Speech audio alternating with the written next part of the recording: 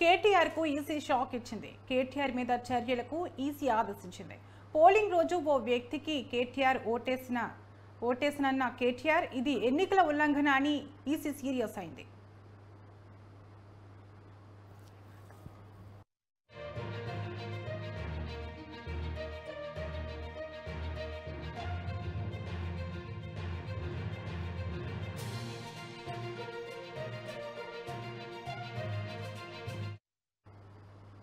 కేటీఆర్ కు EC shock ఇచ్చింది. కేటీఆర్ మీద చర్యలకు ఈసీ ఆదేశాలు ఇచ్చింది. పోలింగ్ రోజు ఓ వ్యక్తికి ఓటేశానని వివరించిన కేటీఆర్ పై ఈసీ చర్యలకు ఆదేశం ఇచ్చింది.